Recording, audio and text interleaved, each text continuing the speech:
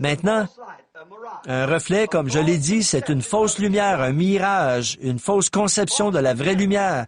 Une fausse conception, c'est quelque chose qui est censé lui ressembler, mais qui n'est pas cela.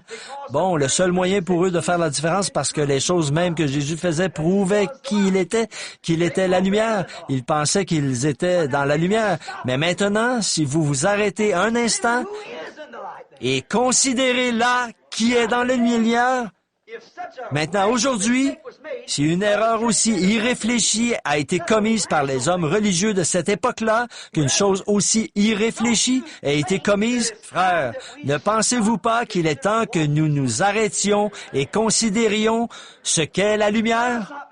Ne commettons pas une erreur aussi irréfléchie. Mais vous le faites.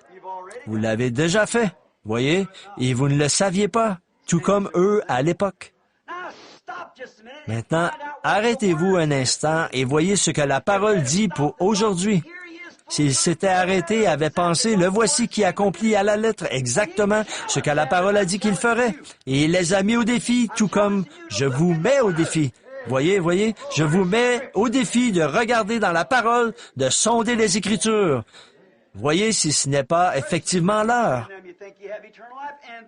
Voyez, sondez les Écritures, car en elles, vous pensez avoir la vie éternelle, et ce sont elles qui rendent témoignage de moi. Ce sont elles qui rendent témoignage de cette œuvre aujourd'hui. Les œuvres elles-mêmes rendent témoignage que cela s'accomplit, et l'Écriture dit que cela s'accomplira. Alors c'est la lumière de l'heure. La parole de Dieu l'a dit. Vos traditions et tout sont exactement ce que la Bible dit, comme ceux qui ont secoué la tête et sont partis. Toutes les tables sont pleines de vomissements, dit la Bible. Et c'est là qu'ils étaient. Ils ne voulaient pas y croire, ils sont secoués la tête. Et messieurs, vous rendez-vous compte? Et frères, vous rendez-vous compte de ceci? Que lorsque vous rejetez la chose même que Dieu confirme devant vous, vous faites la même chose qu'eux, vous retournez à votre vomissement traditionnel. Comme un chien retourne à ce qu'il a vomi. Si ça l'a rendu malade la première fois, ça le rendra malade la deuxième fois. Si l'Église catholique qui est organisée et qui a formé la première organisation a amené la maladie dans l'Église, ce sera pareil pour les luthériens, les méthodistes et tous les autres, les baptistes, les presbytériens, les pentecôtistes. Comme un chien retourne à ce qu'il a vomi et une truie à son bourbier, voyez, nous y arriverons dans quelques minutes si le Seigneur le veut. Un reflet. Il marche dans un reflet, voyez, un mirage, une fausse conception de la vraie lumière. Il a prouvé qu'il était la lumière.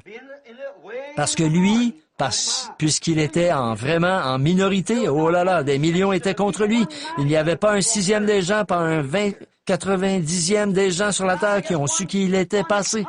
Je pense pas un 100e des Juifs ont eu à peine une 50e d'entre eux ou un 40e d'entre eux, je dirais peut-être moins que ça, de son propre pays, qui ont su qui il était là. Et ceux qui savaient qu'il était là le considéraient comme un faux quelque chose parce que la dénomination leur avait dit que c'était ce qu'il était. Voyez? Mais il était pourtant la vraie lumière qui avait été prononcée depuis la Genèse au commencement. Et il leur a demandé de sonder les Écritures pour découvrir s'il ne vivait pas en ce temps-là, si lui, les œuvres qu'il a faites n'accomplissaient pas exactement ce qui avait été promis pour ce temps-là.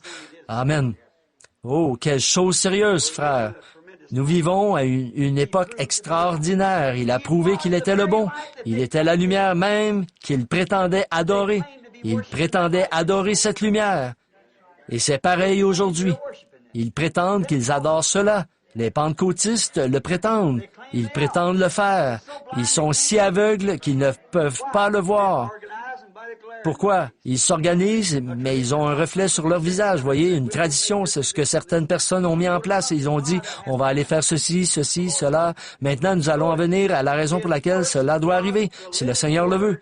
Remarquez, ses œuvres étaient la parole vivante elle-même. Ce qu'il a fait était la parole vivante elle-même, montrant qu'il était cette lumière qu'il avait été promise depuis le commencement du monde. Il était cette lumière. Sa lumière sur la parole promise de l'âge l'a fait vivre exactement ce que la promesse disait qu'elle ferait, mais il l'avait tellement tordu qu'il ne pouvait pas le voir, voyez. Mais il était la lumière de cet âge-là. Il était la lumière qu'il prétendait adorer. Il pensait qu'il adorait le Dieu même de la création. Il vivait et adorait un reflet. Et Jésus a dit, « C'est en vain que vous m'adorez en enseignant comme doctrine des traditions d'hommes et non la parole. » Il est la parole, et il était la parole manifestée. Ils auraient dû le savoir. J'espère que cela peut percer partout où l'on entend, voyez, que c'est la parole manifestée. Oh, vous dites, oh, nous avons la parole. Eh bien, la parole, tout le monde qui le veut peut se promener avec une Bible. Mais quand la parole est confirmée, manifestée, là, vous dites, eh bien, nous croyons. Oui, monsieur, ils croyaient tout le long. Satan aussi.